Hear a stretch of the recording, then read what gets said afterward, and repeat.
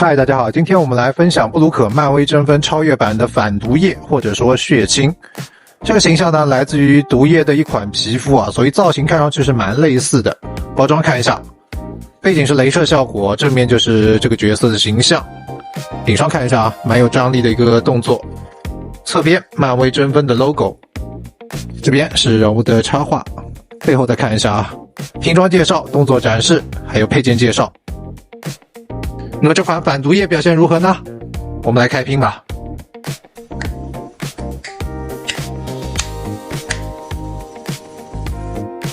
看一下配件，首先跟毒液一样呢，也是有背后的4根触手特效键的，这次换成了一个白色，上面的阴影和纹理呢会更加凸显一些啊，之前比较深的颜色呢可能就没有那么明显，另外一种质感了，而且整体的效果会比较有光泽一些啊，幅度也是跟之前一样的，毕竟模具也是一样的嘛，折叠、转动都是可以的。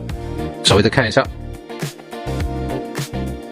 一个背部替换键，需要安装触手的话，需要替换这个才能安装啊。上面有4个插口。最后也是跟毒液一样啊，单独的一个手臂特效替换键，一根尖刺。那白色呢，阴影感还是会更强一些了。看一下主体，把之前的漫威争锋毒液放在旁边，简单对比一下。不难发现，两者的模具是完全相同的，只是配色上的差异啊。但是给人的感觉呢，差别还是蛮大的。毒液虽然恐怖凶猛啊，但是它的活物感是非常强的，你不会觉得它是一个没有情感的生物。相对来说，这个白色版的反毒液呢，就有一种非常强的疏离感啊。当然了，造型也更加冷峻一些，这个红色的眼睛让人不寒而栗啊，你会觉得它是一个没有情感的杀戮机器啊。这可能就是颜色跟情感的一种联系吧。那造型方面呢，不同配色确实也不太好说哪款更好一点啊，见仁见智吧。我们来看一下可动。头部转动，低头、抬头，舌头有调节幅度。手臂向前、向后，看一下啊。转动，手根部、手臂折叠，手部翻动、转动。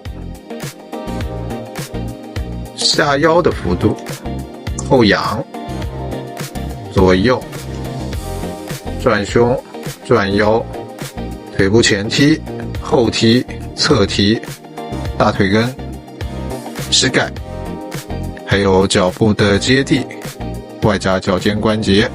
可动性呢，跟之前毒液也是一样的了。这款反毒液的高度差不多15厘米，来跟崭新之日蜘蛛侠放在一起对比一下。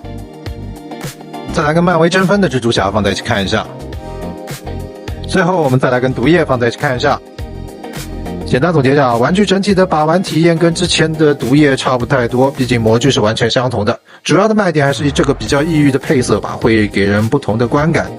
像这样的调色盘操作呢，在很多行业都是非常常见的，像是比较经典款的球鞋就会做这样的一个操作啊。那游戏行业更加是这样的，不同的皮肤换色也是很常见的，所以这款的出现呢，可以说是意料之中啊。今年的 SDCC 漫展还推出了一款橙色版的毒液皮肤，橙红接机，那款我也是蛮喜欢的，可惜入手有难度。另外它还有蓝色和粉色的版本啊，不知道后续会不会出呢？好的，那么今天分享就到这边了，谢谢观看，再见。